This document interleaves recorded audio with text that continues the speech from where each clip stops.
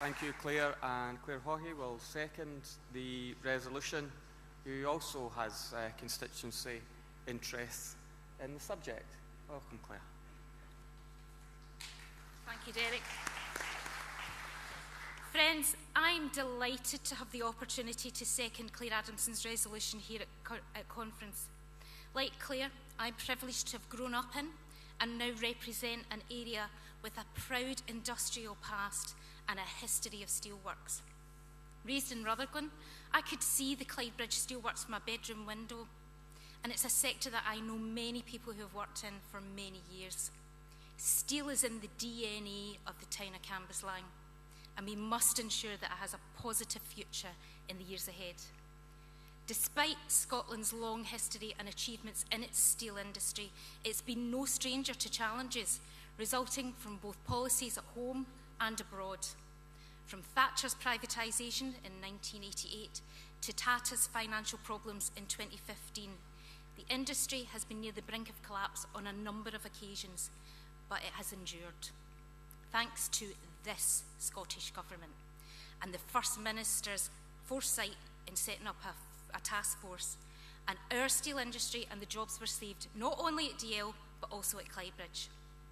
Friends, this Scottish Government has a strong track record in saving companies and industries.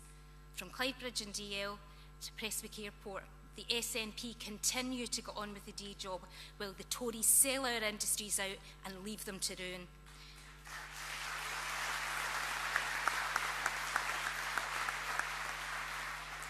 But now, conference, our steel sector faces new challenges.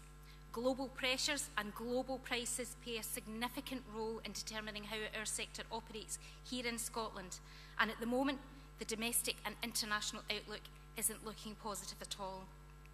We must categorically condemn President Trump and his protectionist and insular policies.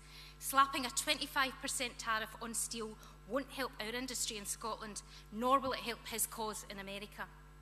As the First Minister said at FMQs on Thursday, nobody wins in trade wars.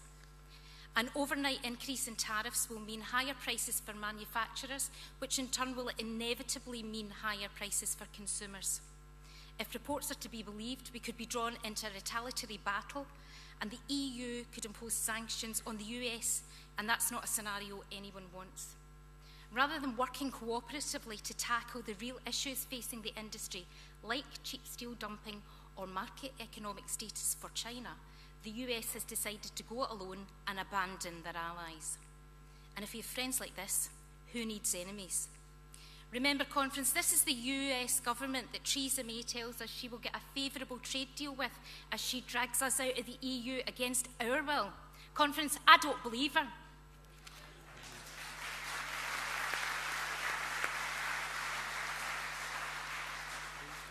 We need a strong manufacturing industry, and as part of that, we need a strong steel industry too.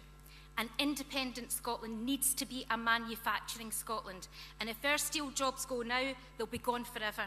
In the 70s and the 80s, we hit back at Thatcher and our Tories, and now today we must hit back at Trump and his tariffs. Thank you, conference, and please support the motion.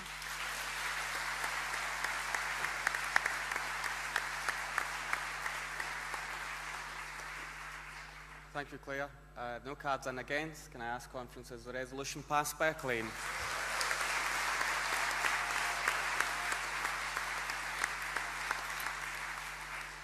It certainly is.